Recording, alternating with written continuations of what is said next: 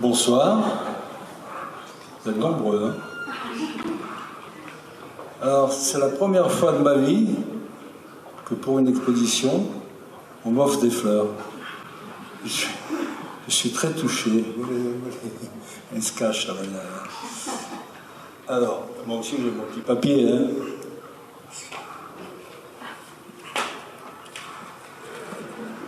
C'est suspense. Qu'est-ce qu'il va dire?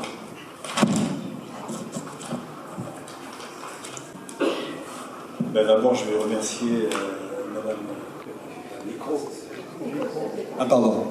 Je remercie Madame Perrin-Gilbert, je remercie Monsieur le Directeur Louis-Fabien Darcier, et je remercie chaleureusement Mourad Langry et Marie Maniga qui ont fait une scénographie avec les trucs que je lui ai donnés. Ils ont fait un truc formidable.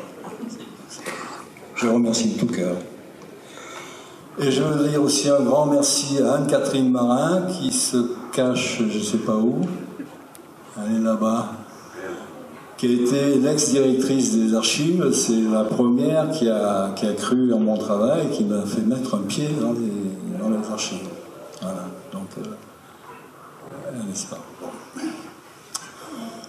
Alors j'ai encore des remerciements. Je remercie la Société Canson, à travers, avec le représentant M. Franck Néran. Je remercie Jean-Pierre Maillot, le Photolabo Pro, qui a fait des tirages somptueux. Ah oui.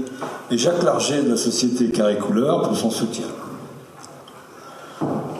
En préambule, je voudrais dire que cette rétro, elle est dédiée à ma fille Sigrid, disparue il y a peu. Je sais qu'elle serait très fière de son père ce soir. Et j'ai une pensée émue pour Madeleine, sa mère. Voilà.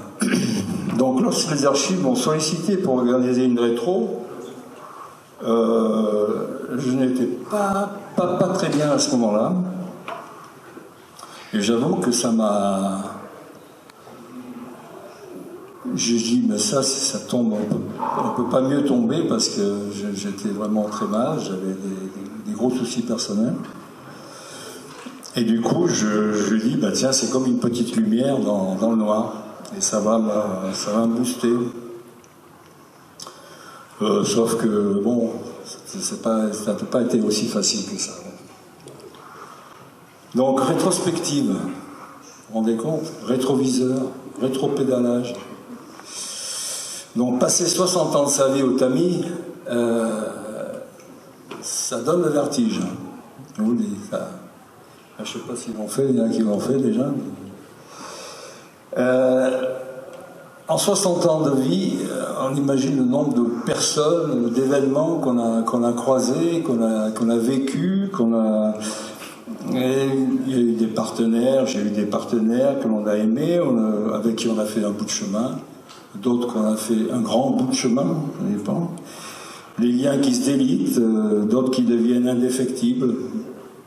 Les multiples foyers qui se sont créés, les enfants qui naissent, qui grandissent, les enfants de nos enfants. Aïe, aïe, aïe, aïe. Et puis ceux qui disparaissent en laissant un vide que l'on peut combler. Donc que fait un photographe? Il inscrit tout ça avec son appareil photo. Pourquoi? Peut-être de peur d'oublier, ou d'être bien sûr d'être en vie, ou de laisser une trace. Un peu tout ça. Ce qui a été une vraie surprise, c'est que quand je revoyais tous ces négatifs, j'étais capable de dire c'était à ce moment-là, avant, après, quand, qui, etc. Ça, c'était étonnant, la mémoire visuelle. Bon, j'avoue quand même que c'était parfois douloureux parce que j'ai même été prêt d'abandonner, fouiller dans toutes ces boîtes à chaussures. Je suis un grand, je place très très bien mes boîtes à chaussures. C'était un travail colossal, c'était impossible de déléguer la numérisation des négatifs, donc il a fallu que je le fasse tout seul. Heureusement que j'avais mon ami Nicolas qui m'a aidé à créer un banc de reproduction, et ce qui m'a permis de passer à peu près 6000 clichés pour arriver à, je sais pas combien il y en a, 200, quelque chose comme ça. Heureusement, dans l'année 2022, j'ai rencontré une personne qui, par sa douceur, sa tendresse, m'a tenu la tête hors de l'eau, et petit à petit, elle m'a donné le désir de continuer. Mon indéfectible amitié lui est acquise.